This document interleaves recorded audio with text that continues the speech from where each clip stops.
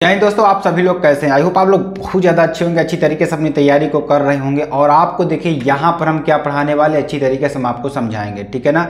कक्षा 12, ठीक है ना। कक्षा 12 भौतिक विज्ञान उन मोस्ट इम्पॉर्टेंट 91 अति महत्वपूर्ण टॉपिक की बात करेंगे जो कि आपके एग्जाम के लिए एग्जैक्टली बहुत ही इंपॉर्टेंट है और आप एग्जाम में एग्जैक्टली आते भी हैं, ठीक है ना।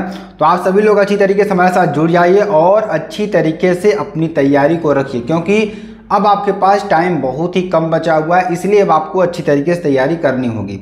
यहाँ पर आपको उन टॉपिक को बताएंगे हम जिसमें कि आपको 95% यही एग्ज़ाम में आने वाले टॉपिक हैं। इसी टॉपिक से आपके एग्ज़ाम में क्वेश्चंस पूछे जाएंगे। तो आप सभी को बस अच्छी तरीके से जुड़े रहना, अच्छी तरीके से अपनी तैयारी को बनाए रखना है। यहाँ पर हम उन 91 इंपॉर्टेंट टॉपिक्स की बात करेंगे जो कि आपके लिए बहुत ही इंपॉर्टेंट और बहुत ही महत्वपूर्ण है, ठीक है ना। विद्युत पहला टॉपिक अगर देखें, और जितने भी आपके दोस्त हैं, मित्र हैं, सभी को शेयर कर दीजिए अच्छी तरीके से, क्योंकि यहाँ पर देखिए मेरे प्यारे बच्चों आपके लिए बहुत ही इंपॉर्टेंट वीडियो होने वाली है।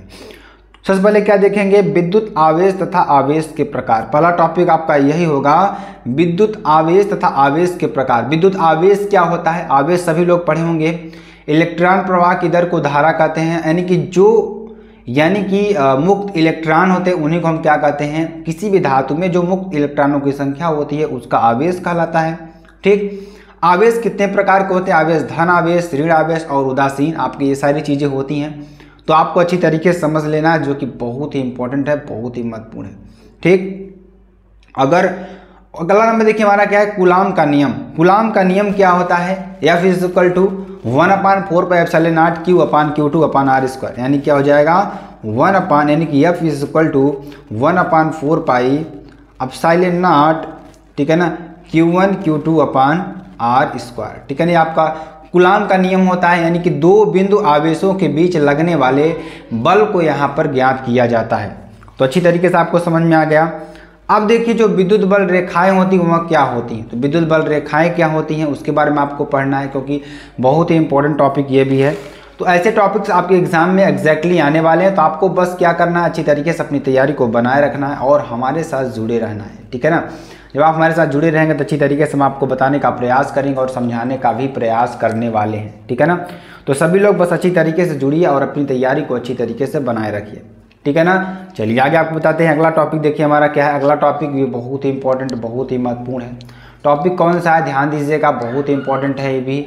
तो टॉपिक हमारा क्या होने वाला है, ध्यान दीजिएगा, क्या है, विद्युत द्विध्रुव की अक्षीय रेखा पर स्थित विद्युत क्षेत्र की तीव्रता। क्या कर रहा है, विद्युत द्विध्रुव की अक्षीय रेखा पर स्थित विद्युत क्षेत्र की तीव्रता, ठीक, ये आपको निकालना है। और विद्युत द्विध्रुव निरक्षीय रेखा पर विद्युत क्षेत्र की तीव्रता, क्या कर रहा है, विद्युत द्विध्रुव की निरक्षीय रेखा पर विद्युत क्षेत्र की तीव्रता, ये भी आपको निकाल लेना, जो कि बहुत ही इंपॉर्टेंट है। अगला टॉपिक हमारा बहुत ही इंपॉर्टेंट टॉपिक, बहुत ही महत्वपूर्ण टॉपिक, गॉस का प्रमेय, ठीक है ना। गॉस का प्रमेय क्या होता है, जो कि आपके लिए बहुत ही इंपॉर्टेंट है, ये भी बहुत बार एग्जाम में आ चुका है, ठीक है ना। तो इसको भी अच्छी तरीके से तैयार करिएगा, ठीक है ना। अनंत विस्तार की रेखीय आवेश के कारण, क्या कर रहा है, अनंत विस्तार की रेखीय आवेश के कारण, ठीक है ना, किसके कारण, रेखीय आवेश के कारण विद्युत, यानी आवेश के कारण, ध्यान दीजिएगा, विद्युत क्षेत्र की तीव्रता, क्या कर रहा है कि अनंत विस्तार की रेखीय आवेश के कारण विद्युत क्षेत्र की तीव्रता आपको निकालना है, ठीक है ना। उसके बाद अनंत विस्तार की समरूप आवेशित, क्या करा, अनंत विस्तार की समरूप आवेशित कुचालक चादर के कारण विद्युत क्षेत्र की तीव्रता, क्या करा है कि अनंत विस्तार की समरूप आवेशित कुचालक चादर के कारण विद्युत क्षेत्र की तीव्रता आपको ये निकाल लेनी है, जो कि बहुत ही इंपॉर्टेंट और बहुत ही महत्वपूर्ण आपके लिए टॉपिक है। जितने टॉपिक्स आपको इसमें दिखेंगे ना, सारे इंपॉर्टेंट टॉपिक्स होंगे मेरे प्यारे बच्चों। अगर देखिए, अगर आपको एग्जाम में टॉप करना है तो आपके लिए मस्ट वीडियो, बहुत ही इंपॉर्टेंट वीडियो, ऐसी वीडियो आपको कहीं नहीं मिलेगी, क्योंकि यहाँ पर हमने उन सभी टॉपिक्स को कवर किया है, पूरे फिजिक्स के जितने फिजिक्स सारे टॉपिक्स हैं, आपको सारे टॉपिक्स वहाँ से कवर किया हुआ है और आपको एकदम बेहतरीन तरीके से बताने का प्रयास किया जा रहा है, ठीक है ना। और आपको कहीं से भी छोड़ने का प्रयास नहीं किया जाएगा और आपको एकदम बेहतरीन तरीके से पढ़ाने का भी प्रयास किया जाएगा, ठीक है ना। अगला देखेंगे, अनंत विस्तार की समरूप आवेशित कुचालक चादर के कारण विद्युत क्षेत्र की तीव्रता, ये आपको हमने बताया, ठीक। अगला देखेंगे, विद्युत विभव तथा विभवांतर, ये आप सभी लोग जानते हैं। विभव क्या होता है, विभवांतर क्या होता है, ठीक, तो इसके भी आपको अच्छी तरीके से पढ़ना होगा। उसके बाद इलेक्ट्रॉन वोल्ट। मेरे प्यारे बच्चों देखिए, ध्यान दीजिएगा, अच्छी तरीके से समझ लीजिएगा, टॉपिक्स को लिखने का प्रयास करिएगा, ठीक, लिख लीजिएगा अच्छी तरीके से, तभी आपको समझ में आएगा, नहीं समझ में नहीं आएगा, ठीक है ना। इन सारे टॉपिक्स को अच्छी तरीके से लिख लीजिएगा, ठीक। और देखिए ध्यान से, इलेक्ट्रॉन वोल्ट क्या होता है, इसको भी अच्छी तरीके से लिख लीजिए, ठीक है ना। ये सारी चीज़ें बहुत ही इंपॉर्टेंट है।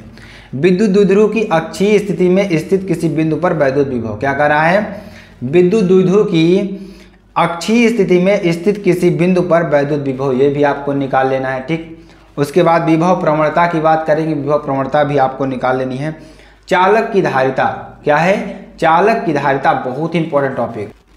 तो चालक की धारिता Q बराबर CV होता है, ठीक है ना, यानी Q बराबर CV या C बराबर Q बाई V, ठीक है ना, ये आपके लिए हो जाएगा। तो इसको भी अच्छी तरीके से आप सभी लोग लिख लीजिएगा। चलिए अगले टॉपिक की बात करते हैं। देखिए सारे टॉपिक्स आपके लिए इंपॉर्टेंट हैं, तो इन टॉपिक्स को अच्छी तरीके से लिख लीजिए। लिखने के बाद सारे टॉपिक्स को तैयारी अच्छी तरीके से करिए अपनी, कोई दिक्कत वाली बात नहीं, अच्छी तरीके से हम आपके साथ हैं, लगातार आपकी तैयारी करवाते रहेंगे, ठीक है ना। संधारित्र, कैपेसिटर जिसे आप क्या कहते हैं, कैपेसिटर कहते हैं, कैपेसिटर बहुत ही इंपॉर्टेंट है, तो ये भी आपको अच्छी तरीके से कर लेना है। संधारित्रों का संयोजन, किसका, संधारित्रों का संयोजन, यानी कि अगर हम संधारित्रों के संयोजन की बात करेंगे तो अगर इसमें संयोजन देखिए, अगर हम सीरीज की बात करें इसमें, तो इसमें अगर सीरीज की बात करेंगे तो 1/C plus 1/C1 plus 1/C2 plus 1/C3 होता है, ठीक है ना। अगर इसके हम पैरेलल की बात करें, समांतर की बात करें, तो पैरेलल में क्या होता है, C बराबर C1 plus C2 plus C3, ठीक है ना। अगर हम इसी तरीके से अगर रेजिस्टेंस की बात करते हैं, रेजिस्टेंस का इसका जस्ट उल्टा हो जाता है, ठीक है ना, रेजिस्टेंस का इसका जस्ट उल्टा हो जाता है। इसमें क्या होता है कि इसमें जैसे रेजिस्टेंस का हो जाएगा तो यहाँ पैरेलल हो जाएगा, यहाँ पर आपका यहाँ पर सीरीज हो जाएगा, यहाँ पर पैरेलल हो जाएगा, बस सेम टू सेम वैसे ही चीज़ें होती हैं, ठीक है ना। चलिए तो आपको संयोजन पढ़ लेना है।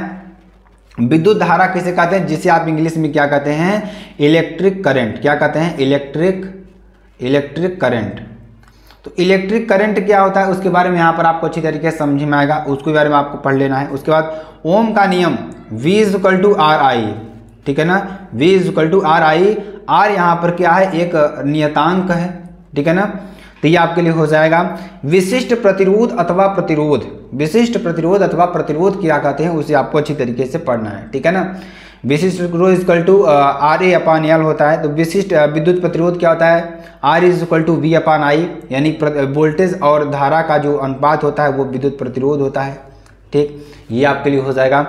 विशिष्ट चालकता की बात करेंगे, विशिष्ट चालकता क्या होती है, ठीक है ना, विशिष्ट चालकता क्या होती है, तो विशिष्ट चालकता में आपको लिख लेना है, ठीक है ना।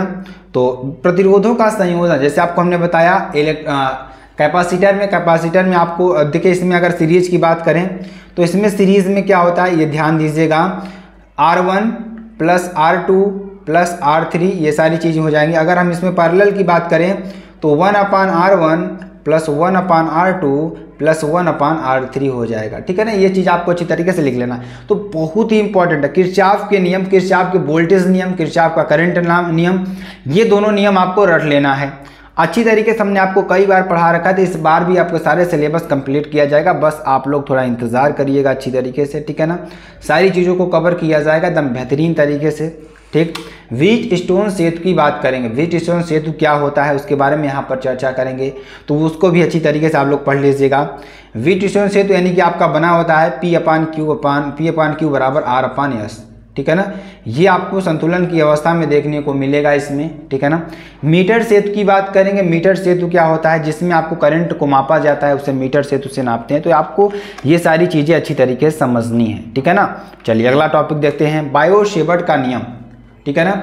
B = μ0/2 पाई I1I2/R, ठीक है, या I∆L/sin θ शायद यही होता है। तो ये अच्छी तरीके से समझ लीजिए, बायो-सेवर्ट का नियम याद कर लीजिएगा, रट लीजिएगा। एम्पियर का परिपथीय नियम, एम्पियर का परिपथीय नियम क्या होता है उसको भी अच्छी तरीके से रट लीजिए। देखिए सारे टॉपिक्स बहुत ही इंपॉर्टेंट हैं, बहुत ही महत्वपूर्ण है, इसीलिए इन सारे टॉपिक्स को अच्छी तरीके से ढूंढ करके लिख करके लाया गया है आपके लिए, सिर्फ किसके लिए, सिर्फ और सिर्फ आपके लिए, ठीक है ना। आपके लिए बहुत ज़्यादा मेहनत की जा रही है। अगर आपको लगता है ऐसा कि सर मान लिए मेहनत कर रहे हैं, तो आपको भी चाहिए कि आप लोग भी मेहनत करिए अच्छी तरीके से, ठीक है ना। जब आप मेहनत करेंगे तभी आप अच्छे लेवल पर जाएंगे, आप अच्छा मुकाम पाएंगे। तो ये सारी चीज़ें हैं, अच्छी तरीके से समझते चलिएगा, क्योंकि आपके लिए बहुत ही इंपॉर्टेंट है, बहुत ही महत्वपूर्ण है, ठीक है ना मेरे प्यारे बच्चों। तो चलिए आगे आपको बताते हैं जो कि आपके लिए बहुत ही इंपॉर्टेंट और बहुत ही महत्वपूर्ण भी है, ठीक है ना। चलिए ध्यान दीजिएगा, अगला टॉपिक देखते हैं। तो अगला टॉपिक हमारा क्या हो जाएगा, चुंबकीय क्षेत्र। क्या हो जाएगा, चुंबकीय क्षेत्र। ये भी बहुत ही इंपॉर्टेंट है, बहुत ही महत्वपूर्ण है, ठीक है ना। उसके बाद ध्यान दीजिएगा, उसके बाद बहुत ही इंपॉर्टेंट देखिए, कहते हैं ना कि चुंबकीय क्षेत्र में, आप चुंबकीय क्षेत्र का भी बहुत ही इंपॉर्टेंट क्वेश्चन है ये भी। द्विपात कोण, द्विपात कोण क्या होता है वो भी अच्छी तरीके से आप लोग समझ लीजिए, ठीक है ना। चुंबकीय फ्लक्स की बात करेंगे, चुंबकीय फ्लक्स के बारे में भी आपको पढ़ना होगा, जो कि आपके लिए बहुत ही इंपॉर्टेंट है। फैराडे के विद्युत चुंबकीय प्रेरण नियम, क्या करा है, फैराडे के विद्युत चुंबकीय प्रेरण नियम की बात करेंगे, ठीक है ना। वो आपको अच्छी तरीके से समझ में आएगा। चुंबकीय फ्लक्स के नियम, चुंबकीय फ्लक्स के नियम के बारे में आपको समझना होगा अच्छी तरीके से सारी चीज़ों को। स्वप्रेरण गुणांक, क्या स्वप्रेरण क्या होता है, स्वप्रेरण होता है, स्वप्रेरण बहुत ही इंपॉर्टेंट, बहुत ही महत्वपूर्ण है, ठीक है ना। क्या होता है, म्यूचुअल इंडक्शन एक होता है, अन्योन्य प्रेरण गुणांक, ये भी आपके लिए टॉपिक बहुत ही इंपॉर्टेंट। ये सारे टॉपिक्स आपके लिए इंपॉर्टेंट है, तो इसको अच्छी तरीके से लिख लीजिएगा। अगला टॉपिक हमारा क्या है, विभिन्न प्रकार के प्रत्यावर्ती धारा परिपथ। क्या है अगला टॉपिक, देखिए आप सभी लोग रुके रहिएगा, क्योंकि सारे टॉपिक को अच्छी तरीके से समझना है आपको, ठीक है ना। एसी परिपथ, एलआर परिपथ, एसी परिपथ, एलसी परिपथ, ठीक है ना, और एलसीआर परिपथ, ये आपको अच्छी तरीके से समझ लेना है, ठीक। चलिए चौक कुंडली, चौक कुंडली के बारे में आपको समझना है, जो कि आपके लिए बहुत इंपॉर्टेंट। ट्रांसफार्मर, क्या होता है, ट्रांसफार्मर भी बहुत ही इंपॉर्टेंट, बहुत ही महत्वपूर्ण है, ठीक है ना। विद्युत जनित्र अथवा डायनमो की बात करेंगे, विद्युत जनित्र अथवा डायनमो के बारे में भी आपको अच्छा तरीके से समझ लेना है, बहुत ही इंपॉर्टेंट टॉपिक ये भी है। मैक्सवेल का समीकरण, ठीक है ना, मैक्सवेल का समीकरण भी आपके लिए बहुत ही इंपॉर्टेंट टॉपिक, ये भी आपको अच्छी तरीके लिख लेना है, ठीक है ना। सारे टॉपिक्स इसमें आपको बता रहे हैं, सारे टॉपिक्स इंपॉर्टेंट टॉपिक्स हैं आपके लिए। तो आई होप मेरे प्यारे बच्चों आप सभी को समझ में आ रहा होगा क्या चीज़ें हम पढ़ा रहे हैं, क्या चीज़ें पढ़ा रहे हैं। तो सारी चीज़ों को अच्छी तरीके से समझिएगा, और आपके लिए बहुत ही इंपॉर्टेंट वीडियो। ट्रांसफार्मर की बात करेंगे, चौक कुंडली के बाद ट्रांसफार्मर बहुत ही इंपॉर्टेंट ये आता है। ट्रांसफार्मर कंस्ट्रक्शन क्या होता है, इसकी कार्यविधि क्या है, तो ये सारी चीज़ों के बारे में पूछता है, ठीक है ना। विद्युत जनित्र अथवा डायनमो के बारे में पूछता है, किसके बारे में, विद्युत जनित्र अथवा डायनमो के बारे में पूछता है। मैक्सवेल का समीकरण क्या है वो आपके लिए पूछता है। मैक्सवेल का विद्युत चुंबकीय तरंग सिद्धांत क्या है वो आपके लिए यहाँ पर पूछता है, ठीक है ना। विद्युत चुंबकीय स्पेक्ट्रम की बात करेंगे, वो भी आपके लिए यहाँ पर पूछता है, बहुत ही ज़्यादा इंपॉर्टेंट है, बहुत ही ज़्यादा महत्वपूर्ण है, ठीक है ना। चलिए अगले टॉपिक की बात करते हैं। अगला टॉपिक देखिए हमारा क्या है, प्रकाश का परावर्तन। क्या है, प्रकाश का परावर्तन। और प्रकाश का क्या है, प्रकाश का परावर्तन क्या होता है, जैसे आप देखिए परावर्तन आपका ऐसा ना, तो कोई प्रकाश आई यहाँ से और उसी माध्यम में पुनः वापस लौट जाती है, प्रकाश का परावर्तन होता है, ठीक है ना। यहाँ पर जो होता है आपतन बिंदु होता है, ठीक है ना, और ये जो बनता है आपतन कोण बनता है, ये अपवर्तन परावर्तन कोण बनता है, ठीक है ना, ये आपको ध्यान देना होगा।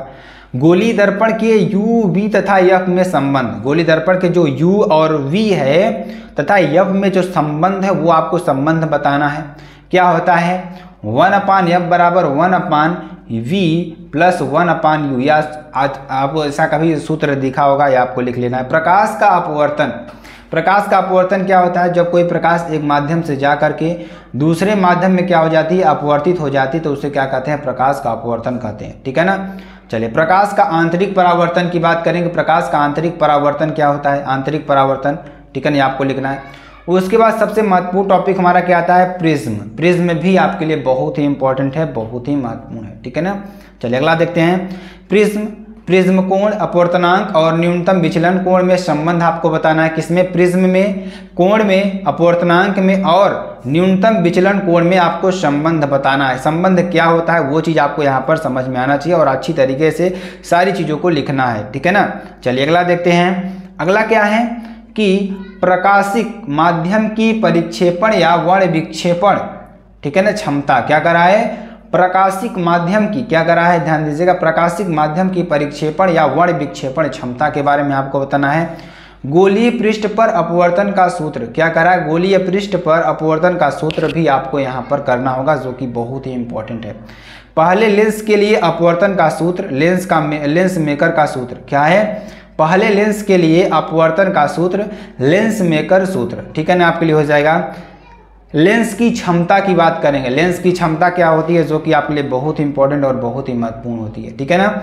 लेंस की फोकस दूरी के लिए न्यूटन का सूत्र, किसके लिए, लेंस की फोकस दूरी के लिए न्यूटन का सूत्र बहुत ही इंपॉर्टेंट, बहुत ही महत्वपूर्ण है, तो इस टॉपिक भी आपको लिख लेना है। मानव नेत्र के बारे में अच्छी तरीके से आप लोग सारी चीज़ों को तैयार कर लीजिए। मानव नेत्र बहुत ही इंपॉर्टेंट टॉपिक है आपके लिए, ठीक है ना। उसके बाद सूक्ष्मदर्शी की बात करेंगे, सूक्ष्मदर्शी भी आपके लिए बहुत ही इंपॉर्टेंट, बहुत ही महत्वपूर्ण है। दूरदर्शी या दूरदर्शक की बात करेंगे, ये भी आपके लिए टॉपिक लिख लेना है, ठीक। दूरदर्शी की विभेदन क्षमता एवं विभेदन सीमा के बारे में आपको लिखना है, ठीक है ना। चलिए आगे आपको बताते हैं। अगला टॉपिक देखिए हमारा क्या है, हाइगेंस का तरंग सिद्धांत। क्या है, ध्यान दीजिएगा, हाइगेंस का तरंग सिद्धांत, जो कि आपके लिए बहुत ही इंपॉर्टेंट और बहुत ही महत्वपूर्ण टॉपिक है। हाइगेंस के द्वितीयक तरंगिकाओं का सिद्धांत, ठीक है ना, हाइगेंस के द्वितीयक तरंगिकाओं का सिद्धांत, ये भी आपके लिए बहुत ही इंपॉर्टेंट है। हाइगेंस के द्वितीयक तरंगिकाओं के सिद्धांत के आधार पर तरंगों के परावर्तन की व्याख्या क्या कर रहा है, हाइगेंस के द्वितीयक तरंगिकाओं के सिद्धांत के आधार पर तरंगों के परावर्तन की व्याख्या, ये भी टॉपिक बहुत ही इंपॉर्टेंट, बहुत ही महत्वपूर्ण है, एग्जाम में आने वाले हैं मेरे प्यारे बच्चों। और ध्यान दीजिएगा, आपको वीडियो छोड़कर जाना, क्योंकि आगे आपके बहुत ही इंपॉर्टेंट टॉपिक और भी आने वाले हैं, तो आपको वीडियो छोड़कर जाना नहीं है। प्रकाश में डॉपलर का प्रभाव, ठीक है ना, ये आपको कर लेना है। व्यतिकरण, व्यतिकरण को भी कर लेना है। प्रकाश तरंगों का व्यतिकरण या यंग का प्रयोग, क्या करा, प्रकाश तरंगों का व्यतिकरण या यंग का प्रयोग, ये भी आपको कर लेना है। फ्रिंज चौड़ाई के लिए व्यंजक, किसके लिए, फ्रिंज चौड़ाई के लिए व्यंजक आपको लिखना होगा। प्रकाश का विवर्तन, तो प्रकाश का विवर्तन क्या होता है, उसको आपको लिखना है। कार्यफलन की बात करें, कार्यफलन क्या होता है, ध्यान दीजिएगा, बहुत ही इंपॉर्टेंट टॉपिक ये भी है, ठीक है ना। प्रकाश का विद्युत प्रभाव, प्रकाश विद्युत प्रभाव भी आपके लिए टॉपिक को लिख लेना है। प्रकाश विद्युत उत्सर्जन के नियम, वो भी आपको लिखना है। आइंस्टीन का प्रकाश विद्युत समीकरण भी आपको लिख लेना है। रदरफोर्ड का अल्फा का प्रकीर्णन प्रयोग, नाभिक की खोज, ठीक, ये आपको कर लेना है, ठीक है ना। रदरफोर्ड का परमाणु मॉडल, ये भी आपके लिए बहुत ही इंपॉर्टेंट टॉपिक और बहुत ही महत्वपूर्ण टॉपिक है, ठीक। चलिए अगले टॉपिक की बात करते हैं, जो कि आपके लिए बहुत इंपॉर्टेंट, बहुत ही महत्वपूर्ण है मेरे प्यारे बच्चों। अगला टॉपिक देखिए हमारा क्या है, हाइड्रोजन परमाणु का बोर मॉडल। क्या है, हाइड्रोजन परमाणु का बोर मॉडल, ये भी आपको अच्छी तरीके से कर लेना है, जो कि बहुत ही इंपॉर्टेंट टॉपिक, बहुत ही महत्वपूर्ण टॉपिक है आपके लिए भी, ठीक है ना। चलिए अगला टॉपिक देखते हैं, हाइड्रोजन स्पेक्ट्रम की बात करेंगे। हाइड्रोजन स्पेक्ट्रम क्या होता है, वो भी आपको अच्छी तरीके से समझ लेना है, ठीक है ना। नाभिकीय बल, नाभिकीय बल के बारे में भी आपको अच्छी तरीके से कर लेना है, जो कि आपके लिए बहुत इंपॉर्टेंट और बहुत ही महत्वपूर्ण भी है। अर्धायु की बात करेंगे, अर्धायु क्या होता है, जो कि आपके लिए वेरी वेरी मोस्ट इंपॉर्टेंट है, बहुत ही महत्वपूर्ण है मेरे प्यारे बच्चों, ठीक है ना। उसके बाद ध्यान दीजिएगा, क्या है, नाभिक की बंधन ऊर्जा। क्या है, नाभिक की बंधन ऊर्जा, नाभिकीय विखंडन, नाभिकीय संलयन, ये सारे आपको बहुत ही इंपॉर्टेंट टॉपिक्स हैं। तो ये टॉपिक्स हमने आपको खोज करके लाया हुआ है, क्योंकि यहाँ पर आपके लिए टॉपिक्स को ढूंढना बहुत ही जगह सारे टॉपिक्स आपको टॉपिक्स यहाँ पर लाए हुए हैं, ठीक है ना। अर्धचालक की बात करेंगे, अर्धचालक भी आपके लिए बहुत ही इंपॉर्टेंट है। ऊर्जा बैंड के आधार पर ठोसों के प्रकार, ऊर्जा बैंड के आधार पर ठोस कितने प्रकार के होते हैं, वो भी आपको यहाँ पर कर लेना है। पीएन संधि डायोड की बात करेंगे, पीएन संधि डायोड क्या होता है, पीएन संधि अर्ध तरंग दृष्टिकारी रूप में, पीएन संधि किसके रूप में, अर्ध तरंग दृष्टिकारी के रूप में आपको कर लेना है। पीएन संधि डायोड पूर्ण तरंग दृष्टिकारी के रूप में, किसके रूप में, पीएन संधि डायोड किसके रूप में, पूर्ण दृष्टिकारी के रूप में, ठीक है ना। जेनर डायोड के बारे में आपको लिखना होगा। प्रकाश उत्सर्जक डायोड, किसके बारे में, प्रकाश उत्सर्जक डायोड के बारे में आपको कर लेना है, ठीक है ना। अगला टॉपिक हमारा क्या है, एनपीएन ट्रांजिस्टर की कार्यविधि, किसका, पीएनपी ट्रांजिस्टर की कार्यविधि के बारे में आपको लिखना है, जो कि बहुत ही इंपॉर्टेंट है। फॉरवर्ड बायस में कब होगा, रिवर्स बायस में कब होगा, इसके बारे में आपको पूरी जानकारी देनी है। और एनपीएन ट्रांजिस्टर के बारे में भी आपको पूरा अच्छी तरीके से जानकारी देना होगा। उसके बाद फोटो डायोड क्या होता है, वो उसके बारे में आपको, जेनर डायोड, ये बहुत ही इंपॉर्टेंट टॉपिक्स हैं और आपको इसको अच्छी तरीके से लिख लेना है, पढ़ लेना है मेरे प्यारे बच्चों। अगर आपको वीडियो पसंद आती है ना, तो आप चैनल को लाइक शेयर कमेंट सब्सक्राइब जरूर कर सकते हैं। फिर मिलते हैं नेक्स्ट वीडियो में नए टॉपिक के साथ, तब तक के लिए जय हिंद, जय Bharat, bye bye, take care.